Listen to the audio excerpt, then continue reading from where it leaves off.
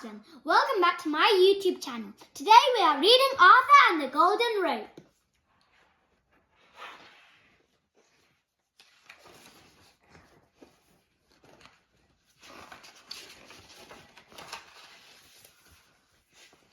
Hello dear reader, and welcome to the Brownstone family vault. Within this room lie artifacts of great power and rarity, collected over thousands of years from every corner of the globe.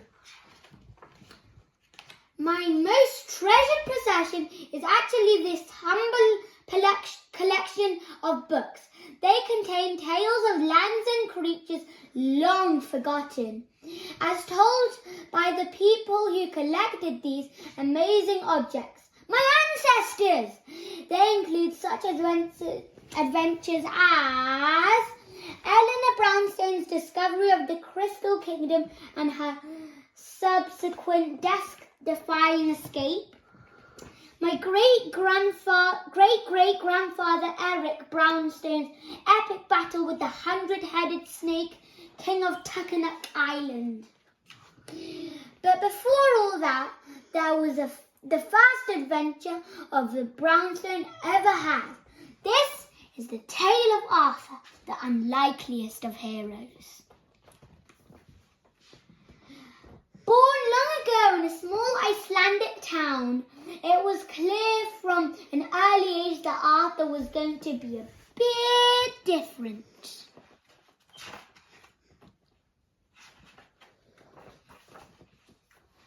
As soon as he was old enough to explore the forest, he showed a great interest in the strange creatures that lived there. At night, while the townsfolk would gather around the safety of the great fire, Arthur would sit and listen to Atrix, the town's wise woman. She would tell him wondrous and frightening tales about distant lands and ancient magic. Arthur soon began to journey into the forest in search of adventures. He even started to carry with him some of the more unusual items he had found. For returning her egg, the mighty bird Windweaver gave him a special feather that would grant him help at time of need. By putting an end to the great, or rather tiny, war between goblins and fairies, he was given an enchanted staff. High in an ancient tower, he discovered the Hand of Time, which held the power to freeze anyone who touched it. And Atrix gave him this very journal I am reading from, after the most dangerous challenge of all, rescuing her cat from a tree. One day, while Arthur was attempting to track down a rare species of magical worm, he was startled by a terrible howl. A moment later, he was plunged into darkness as a huge black shape bounded over him and disappeared. Arthur quickly clambered up the nearest tree and poked his head over the top of the canopy. Right there, heading straight to his town, was a monstrous black wolf. He could only watch in horror as the wolf put out the great fire before it leaped back into the darkness of the forest.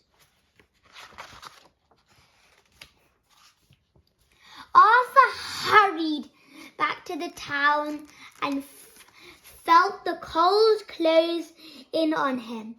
The final embers of the great fire were dying, and everyone was huddled together as Atrix began to speak. Without the great fire warming our town, every house will be frozen in less than a week, Atrix warned. And all of us soon after, the town folks gasped in fear. But wait, there is a way we can be saved. Across the sea lives the land of the Viking gods. In a mighty hall on top of a mountain, there lives a god with a hammer that can command the skies. He alone has the power to relight our fire.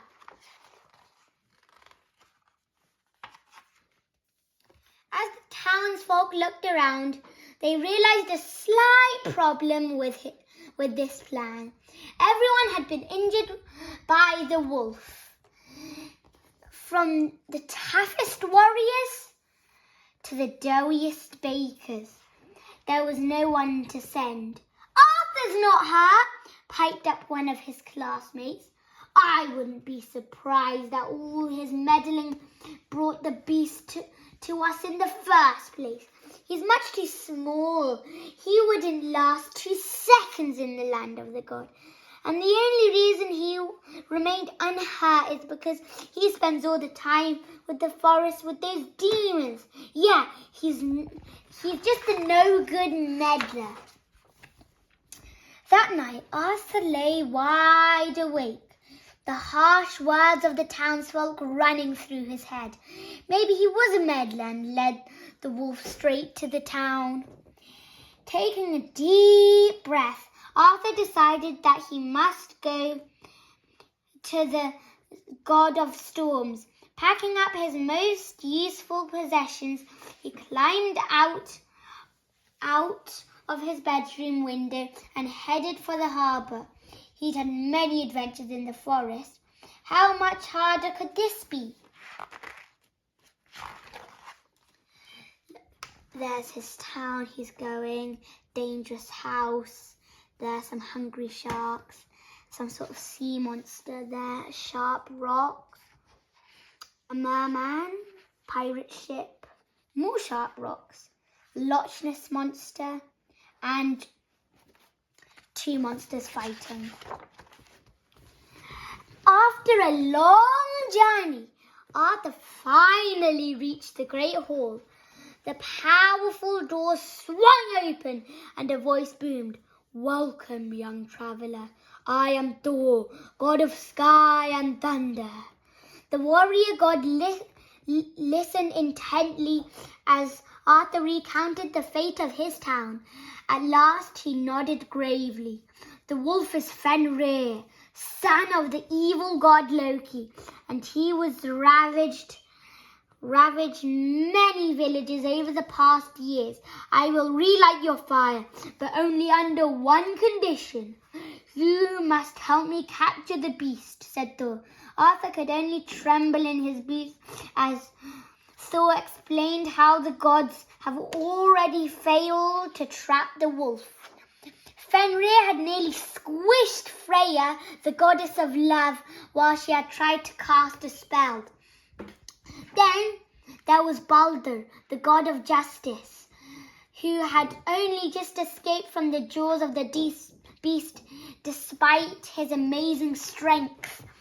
And Thor's own brother, Tyr, had his hand bitten off when he was trying to outwit the wolf. The only way to stop Fenrir is with a rope made of 2 incredibly rare items. The sound of a cat's footfall and the roots of a mountain, said Thor. And by the looks of things, you have collected many strange things already. Before Arthur could refuse, Thor handed him 2 glass bottles and sent him on his way. Arthur was to catch the sound of a cat's footfall. He would have to find a very big cat. He remembered Atrix's tale of a serpent who could turn into a colossal cat, so large that Thor himself could not lift it.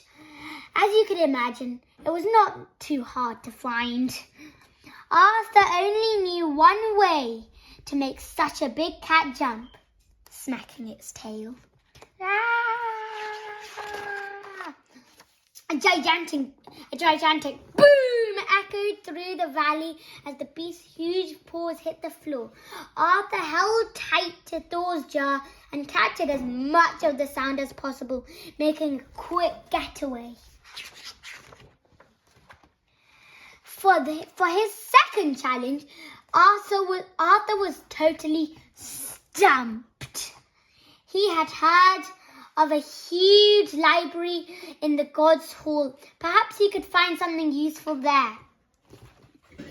He searched for an entire day and night and found nothing. It was only when reading the last book from the very last shelf, an ancient piece of parchment fell out. That must be a lot of books to read. It was an old map of the Norse world. It showed the realms of the gods, the humans, and the giants, and connected them all was a great tree, the huge mountainous world tree. Arthur thought to himself, that was it. The world tree was the mountain with roots. It looked much bigger in real life, but with no time to waste and legs as sturdy as 2 cooked noodles, Arthur began to climb. Well, that's not very sturdy, is it? So he's climbing and climbing and climbing. He found one of the roots, but the branch he was holding snapped. And some bird is coming. Just as Arthur thought he was in the greatest peril, Windweaver swooped down and caught him in her talons. She carried Arthur all the way back to the God's Hall, where he triumphantly handed both glass jars to Thor. There he is, looks very proud of himself. Odin, the father of the gods, appeared and emptied the jars into a giant cauldron. With a sudden flash of light, a huge golden rope began to rise, winding its way up through the air. Thor tied the golden rope to his belt and turned to Arthur. You are truly a brave and young adventurer, but you still have one challenge left. You must distract the wolf just long enough for me to tie him up. Then I shall save your town. Arthur nodded solemnly, but quivered with fear as he looked at Thor's one-handed brother, and could happen to him if he confronted the beast. The would have come up with a plan quickly. The path of Fenrir's destruction was clear to see. It tore through the forest and stopped right outside a small village. The group slowly descended, that means going down, and looked around for a sign of life when Arthur spotted something. It was a trap! A loud roar erupted from the forest as the most terrifying creatures appeared. Arthur looked on, feeling impossibly small and helpless, and he saw the beast right behind him.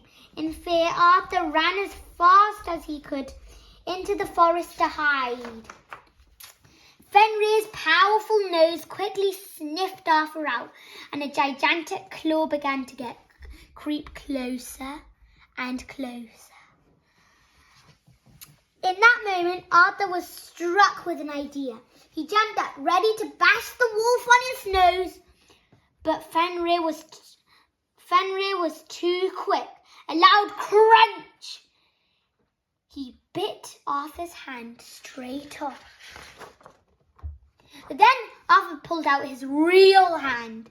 Fenrir had been tricked. The huge beast had bitten the hand of time and swallowed it whole. His body froze in an instant, except for his eyes, which blinked in confusion.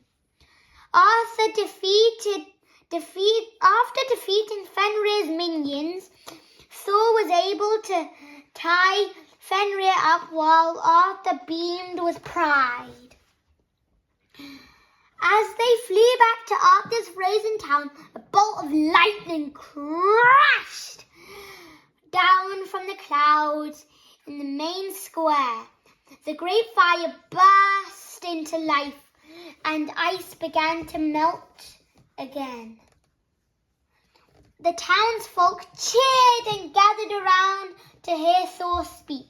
Arthur went quietly over to Artrix with his journal, full of adventures and creatures he had seen. When Thor explained that it was actually Arthur who had defeated Fenrir, they all went to celebrate with him. But by then, he was already fast asleep. And that is the tale of the very first brownstone. Maybe one day you'll hear from some of my ancestors' adventures.